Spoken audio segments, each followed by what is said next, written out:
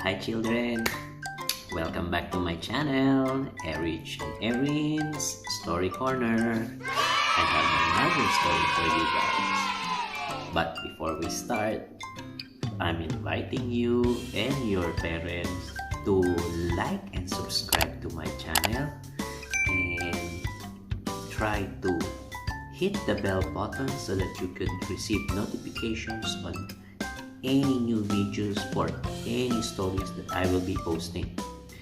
So guys, let's start the video. Let's start the story.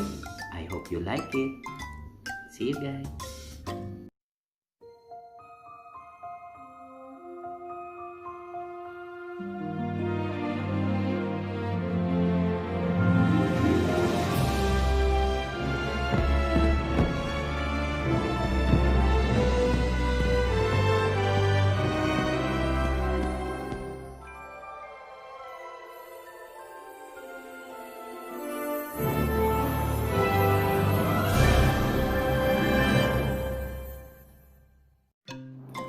Rumplestiltskin.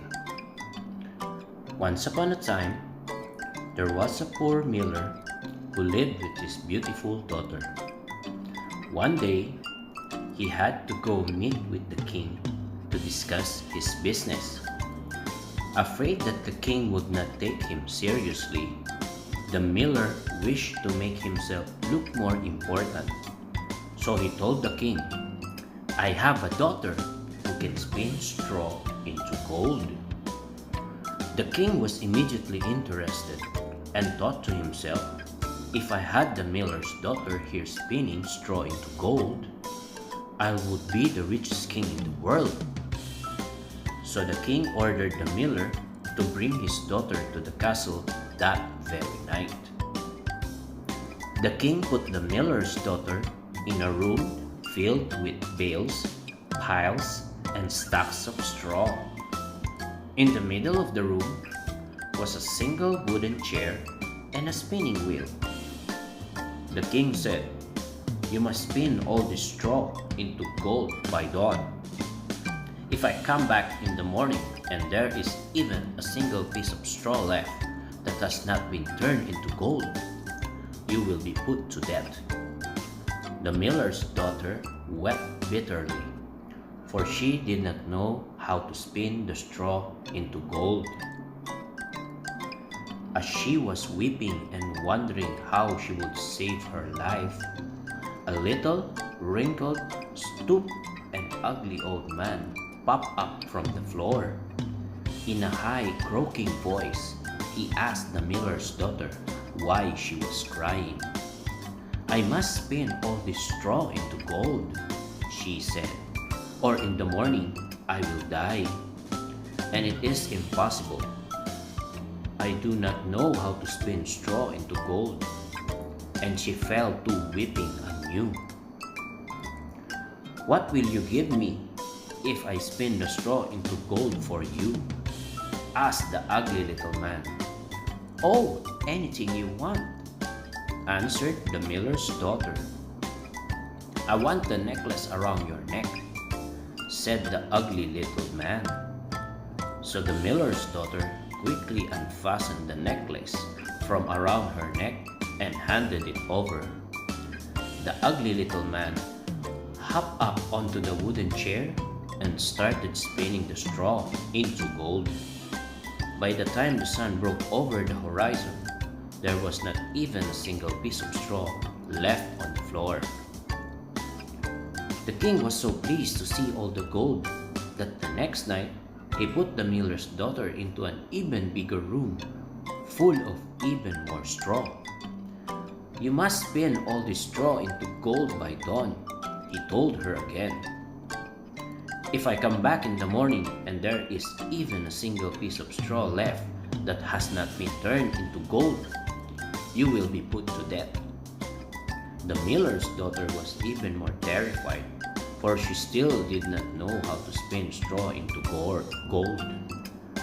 And now there were even bigger piles and stacks of straw to spin. As the miller's daughter sat weeping, up popped the little ugly man again. "If I spin this straw into gold for you, "What will you give me?" he asked again. "Oh, anything you want," promised the miller's daughter. "I want the ring on your finger," the little ugly man said. So the miller's daughter quickly took her ring off her finger and gave it to the little ugly man. Then he slept through the night while he worked diligently to spin the straw into gold.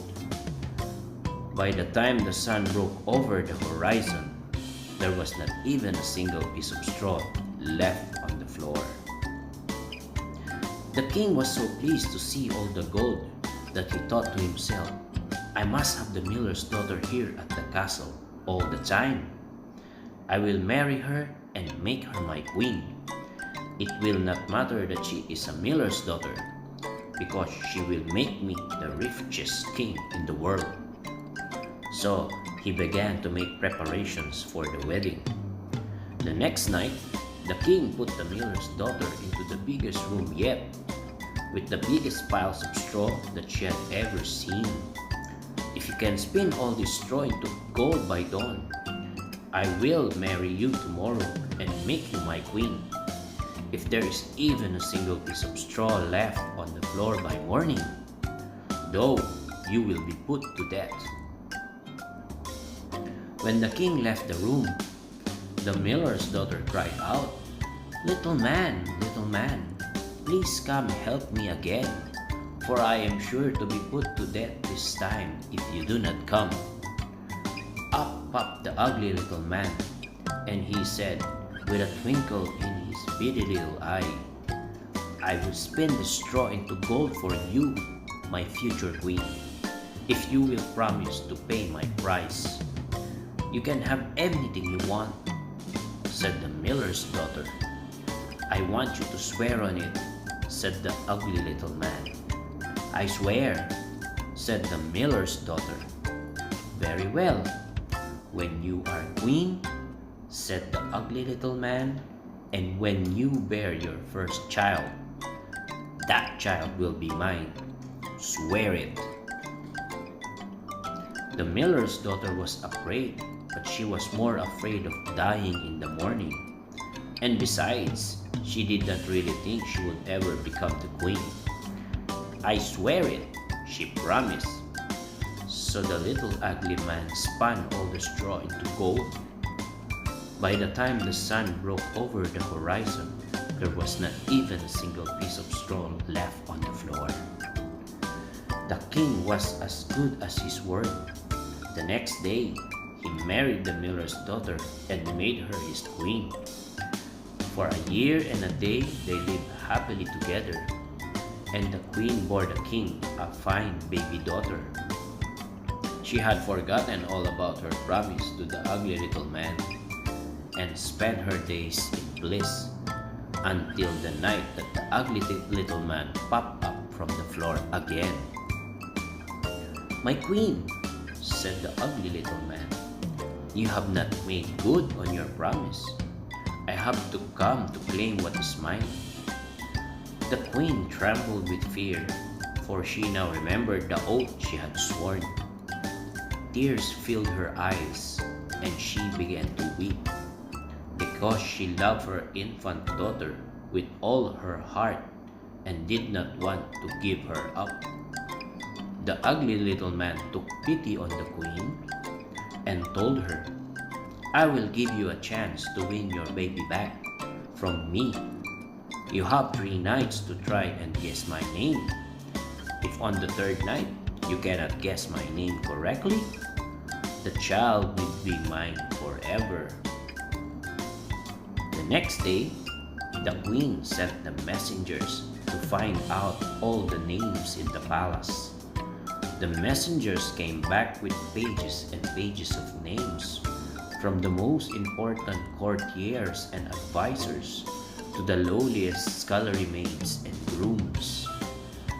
One by one, the names of every person in the whole palace were written down, while the queen copied them all out in her own neat handwriting in preparation for when the ugly little man would arrive that night. The queen collected all the names and recited them to the ugly little man when he appeared that night. Jeremiah, David, Timothy, she recited and continued straight through her list. With every name she said, the ugly little man wrinkled up his face so he became even uglier and said, "Ugh, no, that is not my name." When the queen reached the end of her list, the ugly little man gave a cackling laugh. "Ha ha ha ha! Better luck tomorrow," he said. "But on the third day, the baby will be mine." The next day, the queen sent messengers to find out all the names in the town. Everyone from the mayor to the beggar at the palace door was put on the list. All day long, the messengers brought back pages full of names. And all day long, the queen copied the names in her own neat handwriting into a single list. This time, the list was far longer than the list that night before, and the queen copied and recopied it to make sure she would not accidentally leave off a single name. That night, she recited the names to the ugly little man until the sky began to turn light in the east. Crookshanks, Bandy Legs, Hunchback, she recited and continued straight through her list. Again, with every name, the ugly little man wrinkled up his face, so he became even uglier and said, "Ugh, no, that is not my name." When the queen reached the end of her list, the ugly little man cackled and said, "Ha! You have not guessed my name yet. You have one more chance, and then the baby will be mine." The next day, the queen sent to her messengers to the countryside all around as far as they could walk in a day to collect all the names of all the people in the land. When the sun set, the messengers were still coming in with their list of names. At last, when the queen was sure the ugly little man was just about to appear, the last messenger stumbled in the door, exhausted with walking. "My queen," the messenger said, "I wandered up towards the mountain passes and wandered long without seeing a single house. Still I continued on, unwilling to give up until I had found a home and gotten a name. In the forest I lost my way and wandered until I was in a place that was completely strange to me. I came upon a clearing where there was a strange little hut, and a strange little man was dancing around a fire. I stayed hidden in the trees and watched him while he danced, and here is what I heard him singing: "Fire burn, oven bake, and a merry feast we'll make, for the queen will never guess that Rumplestiltskin is my name." The queen was delighted, and this time she waited for the ugly little man with a smile on her face. When he popped up from the floor out of nowhere again, she began reciting names immediately. "Is your name Zachariah?" she asked. "Ugh, no," said the ugly little man. "Your child will be mine for sure." "Is your name Jones?" asked the queen. "Indeed not," said the ugly little man. "Pack your baby's things, for I am taking her with me tonight." "Well then, I do not know," said the queen, "unless your name be Rumplestiltskin." Rumplestiltskin grew red in the face and hopped on one foot in rage. "Who told you that? The dead bill must have told you my name," he declared. "You are a witch and in league with the devil." "It was a lucky guess," insisted the queen. and I will tell you no more about how I guessed it. But on your way, for I have won the wager, and my child will never be yours. Rumplestiltskin made a spluttering noise in his anger, but he could not argue with the truth. So instead, he spun around 3 times and disappeared in a puff of smoke. The queen and the king lived happily with their child and had many more sons and daughters, and never again had to fear that any of them would be stolen away. The end. So children, that's another story. I hope you like it. And I promise I'll be making a few more stories for you to watch. But please tell your parents to simply like, share, leave a comment, and don't forget to subscribe to Erich and Erin's Story Corner.